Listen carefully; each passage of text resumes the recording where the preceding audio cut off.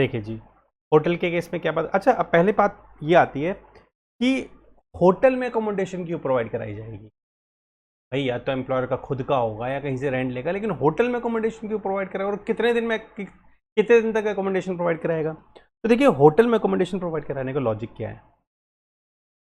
Hotel में accommodation provide कराने का लॉजिक क्या है? मान लीजिए किसी एम्प्लॉयर ने, मान लीजिए हमारे केस में हम जो रिलायंस की बात कर रहे हैं, मिस्टर आर थे, ये मुंबई में पोस्टेड थे। मिस्टर आर जो कि सीएफओ लेवल के आदमी थे, मुंबई में पोस्टेड थे रिलायंस लिमिटेड में। रिलायंस ने इनसे कहा कि यार हमारा ना जो गुजरात वाला प्लांट है ना, मान लीजिए मिस्टर आर एक इंजीनियर है,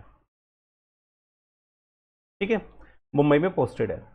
रिलायंस ने इनसे कहा कि मिस्टर आर देखिए, मुंबई में जितना आपका काम था, आपने काम बहुत बढ़िया काम करा आप, लेकिन आप यहाँ पे आपकी जरूरत नहीं है। हमारा जो गुजरात वाला प्लांट है वहाँ पे थोड़ा मशीनों में दिक्कत आ रही, आप हम चाहते हैं कि आप गुजरात वाले प्लांट में जाएं और वहाँ पे थोड़ा सा अपना जो है साल 2 साल 3 साल अपना टाइम स्पेंड करें, या 6 महीने, जितना भी पीरियड कंपनी कहेगी उतना टाइम स्पेंड करें, वहाँ का भी जरा मशीनरी की देख रेख करें, और ताकि हमारा वहाँ पे भी प्रोडक्शन बहुत अच्छा चले। अब रिलायंस लिमिटेड ने मिस्टर आर को मुंबई में अकोमोडेशन प्रोवाइड करा रखी थी, ठीक बात है, यहाँ पर हमने वैल्यूएशन वगैरह कर ली। अब जब मिस्टर आर गुजरात में गए ना, तो वहां पर प्रॉब्लम ये हुई, यहां पर रिलायंस का ना कोई अकोमोडेशन था नहीं, कोई अकोमोडेशन था नहीं, ठीक है। या ऐसा भी हो सकता है कि रिलायंस लिमिटेड ने मिस्टर आर को हफ्ता 10 दिन, 7 8 10 दिन के लिए कहा,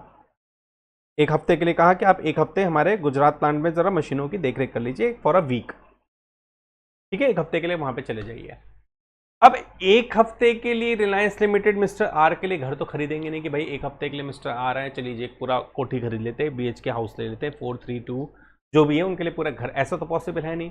तो रिलायंस लिमिटेड क्या करेगी, उन्हें गुजरात के किसी होटल में ही ठहराएंगे,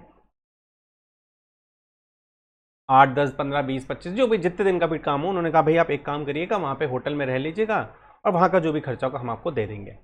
अब मिस्टर आर को अकोमोडेशन प्रोवाइड कराइए होटल में, या फिर ऐसा भी हो सकता है कि रिलायंस लिमिटेड ने मिस्टर आर का गुजरात में ट्रांसफर कर दिया है, और क्योंकि ट्रांसफर के टाइम कोई अकोमोडेशन कंपनी की नहीं थी, इसलिए उन्होंने कहा कि भैया आप हफ्ता 10 15 20 25 दिन थोड़ा दिन होटल में रह लीजिए, उसके बाद हम आपको अकोमोडेशन प्रोवाइड करा देंगे, हमारी बातचीत चल रही है, हमारा कंस्ट्रक्शन चल रहा है, जैसे अकोमोडेशन रेडी हो जाती है हम आपको वहां पर ट्रांसफर कर देंगे, लेकिन तब तक आपको होटल में रहना पड़ेगा। अब जब होटल में रहना पड़ेगा तो ये भी तो सब अकोमोडेशन प्रोवाइड करा रही है ना कंपनी, होटल में रहना पड़ेगा, ये भी तो अकोमोडेशन प्रोवाइड करा रही है कंपनी, अकोमोडेशन तो है ही। आप पहले मुंबई में काम कर रहे थे, अब आप गुजरात में काम कर रहे हो, हम मुंबई में पहले प्रोवाइड करा था, अब हम कह रहे हैं कि गुजरात में हम आपको प्रोवाइड कराएंगे, लेकिन अभी है नहीं तो आपको हम होटल में रुकवाएंगे। तो accommodation provide by employer in hotel. अब यहां पे ना बड़ा सिंपल सा है, देखिए गवर्नमेंट एम्प्लॉय के केस में हमने लाइसेंस फीस ले ली, गवर्नमेंट एम्प्लॉयर के केस में, अदर एम्प्लॉयर के केस में हमने देख लिया कि साहब अगर ओन्ड बाय एम्प्लॉयर है या नॉट ओन्ड बाय एम्प्लॉयर, हमने सैलरी का कुछ परसेंट ले लिया। अब होटल के केस में होटल तो एम्प्लॉयर का होगा नहीं, और ना ही होटल पे कोई लाइसेंस फीस वाला लॉजिक लगता, तो पहली जो 2 कैटेगरी पड़ी हमने वो तो कहीं एप्लीकेबल हो नहीं। इसके लिए बड़ा ही सिंपल है, होटल में अगर रुकवाता है एम्प्लॉयर अपने एम्प्लॉय को कि value of accommodation shall be actual charges paid और पेबल टू सच होटल, सही बात है, रिलायंस लिमिटेड मिस्टर आर के लिए जो भी होटल में एक्चुअल चार्जेस पे करेंगे, या फिर 24% ऑफ सैलरी पेड और पेबल फॉर एनी एम्प्लॉय, जो भी एक्चुअल चार्जेस पे करे गए हैं एम्प्लॉयर ने अपने एम्प्लॉय के लिए उस होटल में, या वो अमाउंट ले लो या फिर उस एम्प्लॉय की सैलरी का 24% ले लो, और which ever is lower for the period during which accommodation is provided. अब वो कितने दिन का, वो डिपेंड करता है, 10 15 20 25 30 1 महीना 2 महीना 6 महीना, वो डिपेंड करता है कितने पीरियड के लिए आपने अकोमोडेशन प्रोवाइड कराई है। 20% 4% सैलरी, वही बात है जो हमने सैलरी का मीनिंग पढ़ा है, basic D under the terms और मॉनेटरी पेमेंट्स वगैरह, और बाकी आपका जो भी हमने बात वहाँ पे पढ़ी है, बोनस कमीशन वगैरह क्या क्या एक्सक्लूड करना है वो डिटेल में नीचे डिस्कशन में ऑलरेडी डिस्कशन कर चुके हैं। तो अगर अकोमोडेशन प्रोवाइड कराई जाती है किसी एम्प्लॉयर के द्वारा अपने एम्प्लॉय को किसी होटल में, तो उसका वैल्यूएशन परक्विजिट्स की वैल्यूएशन होगी एक्चुअल चार्जेस पेड और payable by the employer to such hotel, या फिर 24% of salary of employee whichever is lower. The value so determined shall be reduce by the rent actually paid और payable by the employee. बड़ा simple सी बात है, जो भी amount recover कर ली जाएगी एम्प्लॉय के द्वारा वो लेस कर दी जाएंगे। पहला 24% of salary for the whole year and then value so determined shall reduce proportionately for the period during the organisation provided. देखिए यहां पर कहना चाह रहा है कि आप जो 24% ऑफ सैलरी लोगे ना, आप जो 24% ऑफ सैलरी लोगे, ये वाली जो हम बात करें ना, हमें इतनी बात पता है कि साहब ये सिर्फ उस पीरियड के लिए लेना है जिस पीरियड के लिए आपने अकोमोडेशन ली है या अकोमोडेशन एम्प्लॉयर ने एम्प्लॉय को प्रोवाइड कराई है। लेकिन इसकी कैलकुलेशन करने के लिए आपको क्या करना है, पहले तो आप 24% सैलरी ले लो पूरे साल का,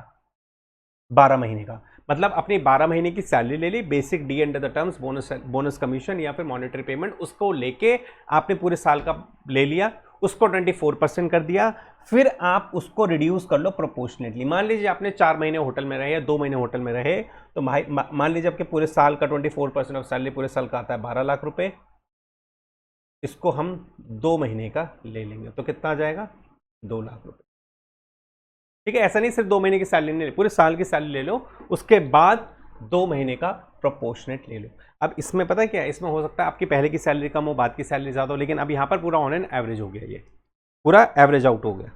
तो इस तरह से आपको जब भी प्रपोर्शन लोगे, पहले 20% of salary for the whole year लेना है,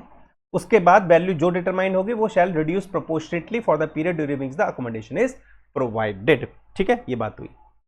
अब इतनी बात हमने पढ़ी कि साहब अगर आप होटल में कोई अकोमोडेशन प्रोवाइड कराते हो तो एक्चुअल चार्जेस पेड और पेबल बाय द एम्प्लॉयर या 24% of salary of the employee whichever is lower को कंसीडर करोगे। और अगर एक इसमें एक्सेप्शन क्या है, इसमें बेसिकली 2 एक्सेप्शन है। ऐसे केस में बेसिकली 2 एक्सेप्शन है। क्या एक्सेप्शन है कि भैया ये जो हमने अकोमोडेशन होटल में प्रोवाइड कराई है ना, वो सिर्फ 15 दिन के लिए प्रोवाइड कराई थी। Mister Reliance limited mister R को अगर किसी होटल में अकोमोडेशन प्रोवाइड कराते हैं, मान लीजिए गुजरात के किसी होटल में किसी प्लांट में भेजा और गुजरात के किसी होटल में उन्हें कोई अकोमोडेशन प्रोवाइड कराते हैं और ये अकोमोडेशन उस होटल में मात्र 15 दिन के लिए है या 15 दिन से कम के लिए है, 15 दिन के लिए है, 15 दिन से कम के लिए, 10, 12, 8, 10, लेकिन 15 दिन से ज्यादा दिन के लिए नहीं है, सिर्फ 15 दिन के लिए अकोमोडेशन प्रोवाइड कराई है। तो ऐसे केस में कि no perquisite value if the accommodation is provided in a hotel, if accommodation is provided for a period not exceeding 15 days and एक कंडीशन और है। यहां पर क्या कंडीशन है, एंड वाली कंडीशन और है साहब, ये भी होनी चाहिए, दूसरी कंडीशन को फुलफिल करना है कि आपको 15 दिन की अकोमोडेशन प्रोवाइड कराई होटल में, और वो इसलिए प्रोवाइड कराई है क्योंकि it has been provided on the transfer of the employee from one place to another. हमारे वाले एग्जांपल में मिस्टर आर को मुंबई से गुजरात में ट्रांसफर करा गया था क्योंकि वहां पर प्लांट में देखरेख करनी थी, उन्हें वहां ट्रांसफर कर दिया गया। तो ट्रांसफर का हफ्ता 10 दिन के लिए किया जाएगा, नहीं साहब हफ्ता, उनको तो पूरा वहां पे काम ही करना है, उन्हें साल 2 साल 5 साल 10 साल 15 साल 20 साल कितने साल भी काम करना पड़ सकता है वहां पर। तो हमने कहा था कि भैया हमने आपको होटल प्रोवाइड कराया है, अकोमोडेशन प्रोवाइड कराई होटल में, लेकिन सिर्फ 15 दिन के लिए प्रोवाइड कराई थी। अगर रिलायंस लिमिटेड ने सिर्फ 15 दिन के लिए प्रोवाइड कराई है और इसलिए प्रोवाइड कराई है क्योंकि मिस्टर आर का हमने ट्रांसफर कर दिया है उन्होंने, और अभी वहां पर अकोमोडेशन प्रोवाइड नहीं थी इसलिए उन्होंने होटल में प्रोवाइड करा दी, तो 15 दिन तक प्रोवाइड कराई है, ट्रांसफर पर प्रोवाइड कराई है 15 दिन प्लस ऑन ट्रांसफर। तो ऐसे केस में अकोमोडेशन की कोई वैल्यू नहीं होगी। ऐसे केस में अकोमोडेशन की कोई वैल्यू नहीं होगी। No perquisite value if the accommodation is provided in a hotel, if accommodation is provided for a period not exceeding 15 days and it has been provided on the transfer of the employee from one place to another, और 15 days से अगर ज़्यादा provide कराएंगे तो हमने यहाँ पर पढ़ लिया है कि भैया जो भी एक्चुअल चार्जेस पेड करो या 24% ऑफ सैलरी पेड और payable for the previous year, ठीक है, वो प्रोपोर्शनल हमें उतने पीरियड का लेना पड़ेगा। तो 15 डेज तक कोई दिक्कत नहीं, लेकिन अगर 15 डेज से ज़्यादा होटल प्रोवाइड कराया तो भैया हमने यहाँ पे जो वैल्यूएशन पॉइंट लिखे हुए हैं ना, इसके हिसाब से हमें वैल्यूएशन निकालनी पड़ेगी। तो ये हमारे 3 कैटेगरी थे कि accommodation provide by government, other employee, और अगर अकोमोडेशन प्रोवाइड कराई जाती है एम्प्लॉयर के द्वारा, चाहे वो प्राइवेट हो चाहे वो गवर्नमेंट एम्प्लॉयर हो, किसी होटल में 15 दिन तक प्रोवाइड कराते हो, ट्रांसफर में कोई दिक्कत नहीं है, लेकिन 15 दिन से ज़्यादा पीरियड के लिए प्रोवाइड कराते हो तो हमने ऊपर जो पढ़ा, एक्चुअल चार्ज पेड और payable by such hotel to such hotel, और 24% ऑफ सैलरी पेड और payable for the period previous year, और सिर्फ उस प्रीवियस के ईयर के लेना है, उस पीरियड के लेना है जितने पीरियड के लिए अकोमोडेशन प्रोवाइड कराई गई थी एम्प्लॉय को। ठीक है, तो ये हमारा रेंट फ्री अकोमोडेशन की तीन कैटेगरी, तीनों कैटेगरी हमने पढ़ ली। अब RF रेंट फ्री अकोमोडेशन या कंसेशनल रेंट के केस में जो थोड़ी बहुत ना बेसिक बातें हैं वो और हमें देखनी है। देखिए, अभी तक हमने अकोमोडेशन के बारे में इतनी सारी बातें करी कि साहब 5 BHK घर या कोठी या 1 BHK 2 BHK या विला, जो भी हम प्रोवाइड करा रहा है कि एम्प्लॉयर अपने एम्प्लॉय को कुछ भी प्रोवाइड करा रहा है, लेकिन क्या अकोमोडेशन के अंदर सिर्फ घर ही होते हैं या कोठी होती है या विला ही होंगे या 5 BHK 4 BHK BHK फ्लैट्स ही होंगे? क्या क्या अकोमोडेशन में आ सकता है? तो यहाँ पे लिखी हुई बात कि सब अकोमोडेशन इंक्लूड्स अ हाउस या फिर फ्लैट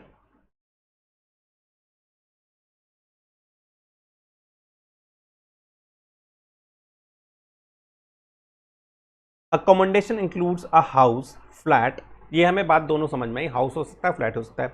लेकिन फार्म हाउस भी हो सकता है और पार्ट देयर ऑफ, और अकोमोडेशन इन अ होटल या फिर मोटल। हमने कहा कि साहब अकोमोडेशन होटल में प्रोवाइड करें, लेकिन होटल के साथ साथ motel, service apartment, guest house, caravan, mobile home, ship, other floating structure, दुनिया भर की कहीं पर भी अकोमोडेशन प्रोवाइड कराया आपने। ऐसा नहीं कि अकोमोडेशन सिर्फ फ्लैट में या हाउस में या फार्म हाउस में किसी विला में ही प्रोवाइड करा रहा हो तभी वो अकोमोडेशन माना जाएगा, नहीं साहब। अकोमोडेशन आपका हाउस हो, फ्लैट हो, फार्म हाउस हो, होटल हो, मोटल हो, कारवां हो, मोबाइल होम हो, फ्लोटिंग स्ट्रक्चर हो, गेस्ट हाउस हो, सर्विस अपार्टमेंट हो, कहीं पर भी अगर एम्प्लॉयर अपने एम्प्लॉय को किसी तरह का कोई रहने का ठिकाना दे रहा है तो भैया वो अकोमोडेशन की ही डेफिनेशन में फॉल होगा।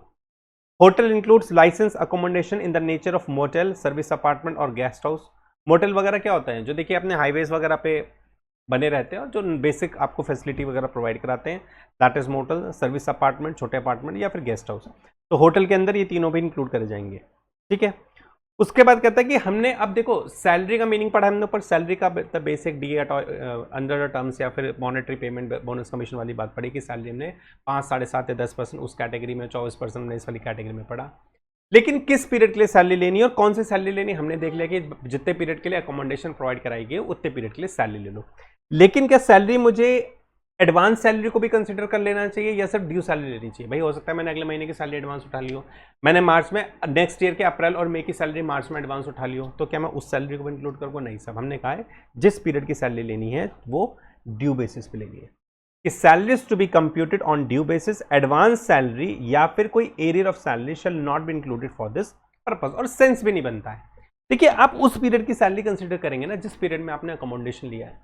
जो सैलरी अकोमोडेशन वाले पीरियड से रिलेट ही नहीं करती, चाहे वो एडवांस सैलरी हो चाहे वो एरियर्स ऑफ सैलरी हो, तो उसको मुझे कंसीडर भी नहीं करना चाहिए। तो इसलिए एक पॉइंट डाला गया है, मैंने डाला एक पॉइंट कि salaries to be computed on due basis only, advance salary और area of salary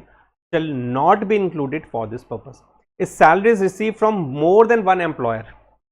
aggregate of the salary will be considered even if accommodation is provided by one employer. ऐसा हो सकता है मैं पार्ट टाइम में 2-3 जगह काम कर रहा हूं और मुझे सिर्फ एक ही जगह से अकोमोडेशन मिली है।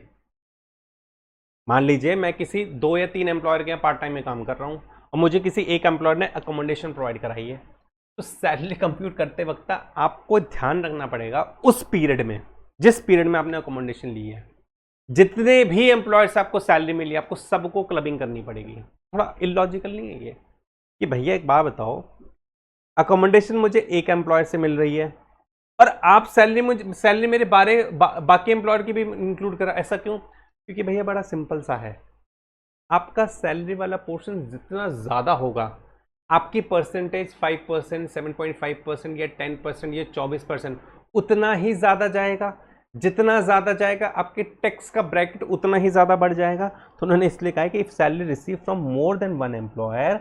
Aggregate of the salary will be considered even if accommodation is provided by one employer. Accommodation सिर्फ एक से मिल रही है लेकिन सैलरी आपको सबकी कंसीडर करनी पड़ेगी। ठीक है, तो ये इसके कुछ पॉइंट्स थे।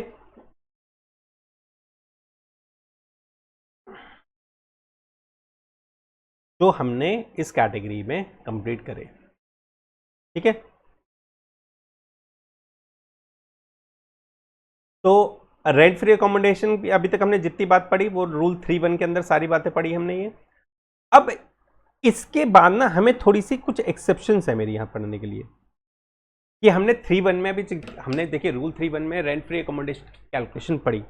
ठीक है, हमने रूल 3.1 में रेंट फ्री अकोमोडेशन की कैलकुलेशन पढ़ी, लेकिन मैं कह रहा हूं कि रूल 3.1 में जो बातें लिखी गई है ना कि accommodation provided by government, accommodation provided by other employer, accommodation provided by any employer in any hotel, ये जितनी हमने बात पढ़ी, मैं कह रहा हूं कि सब ये बातें कहीं पर भी एप्लीकेबल नहीं होंगी। कुछ ऐसे मेरे पास एक दो केसेस हैं कि जहां पर मैंने जो रूल 3.1 में पढ़ा है वो बातें एप्लीकेबल नहीं होंगी। वो कौन सी चीजें, जरा अब वो एक्सेप्शंस को हम पढ़ते हैं। आइए,